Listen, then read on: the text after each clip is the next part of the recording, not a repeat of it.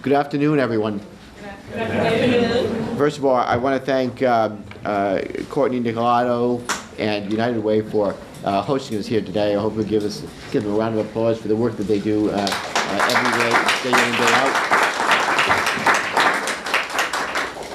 So I just want to welcome everyone here today and thank you for just joining us at the official launch of the nation's first statewide cybercrime support and recovery system.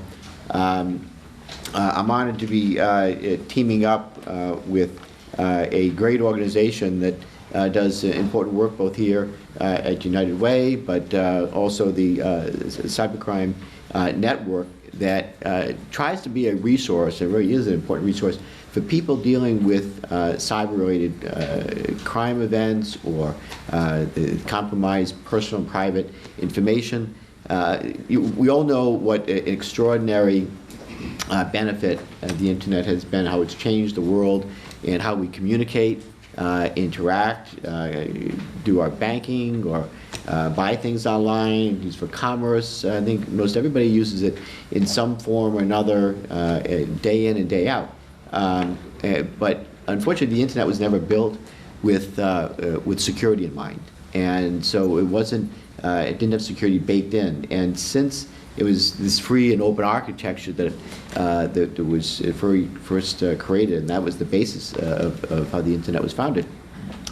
We've been trying to layer security on top of that going forward, and it's been challenging. So the benefits the internet has brought, and the way it's changed our lives and helped us to be more efficient and reach out and communicate and with each other and conduct business.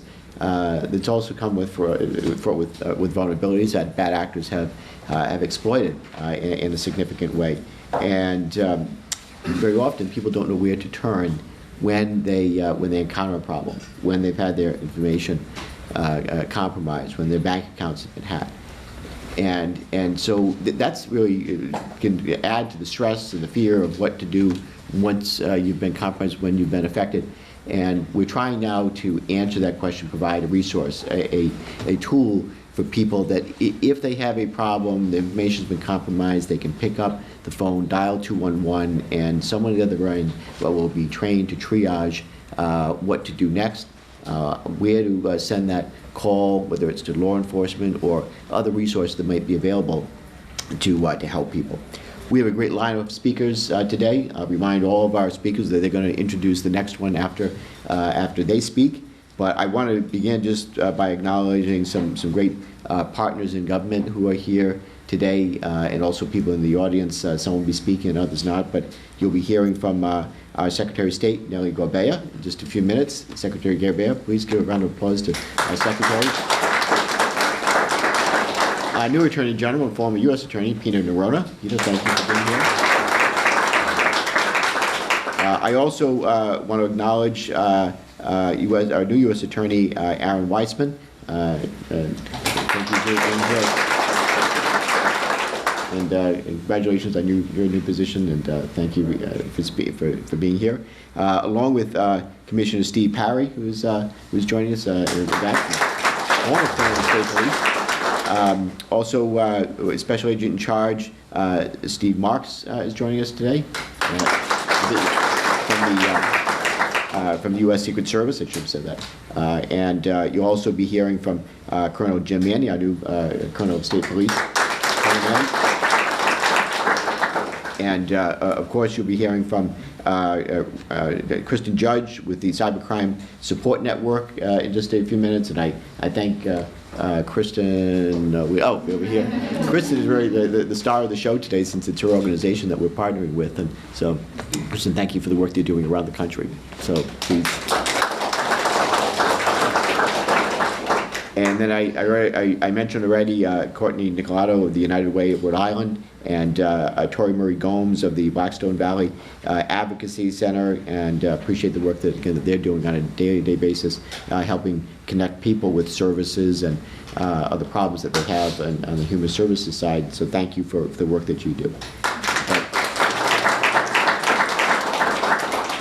So I'll just briefly, I want to say again, thanks to the leadership and collaboration of the people here today, Rhode Island really is leading the way in providing crucial support for victims of cybercrime with this new 211 cybercrime support and recovery hotline, which is now officially taking its first calls as of today. I think last night, I'm told, they actually had the first call when somebody got wind of the fact that this was getting kicked off, so it's already started. The internet, as I said, is revolutionized how we interact as a society.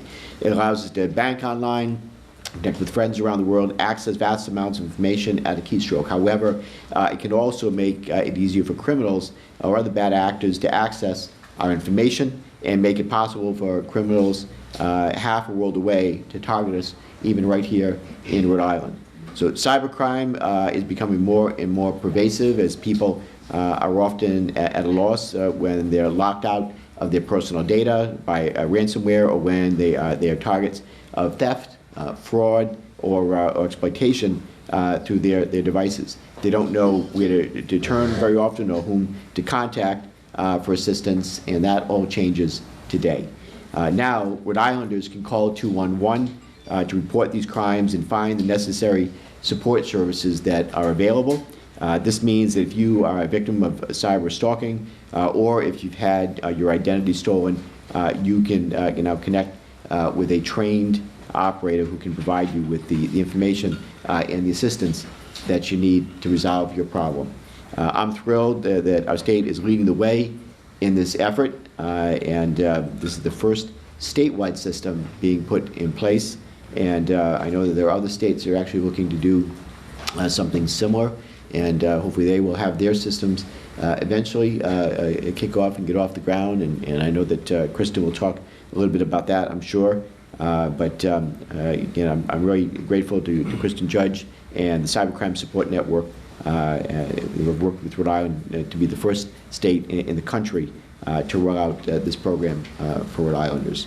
So I was also very proud to work with them to secure nearly $300,000 in federal funding for this project, because I am very confident that it's going to greatly help Rhode Islanders in a challenging time for dealing with a challenging issue, and will become a model for the rest of the country to follow.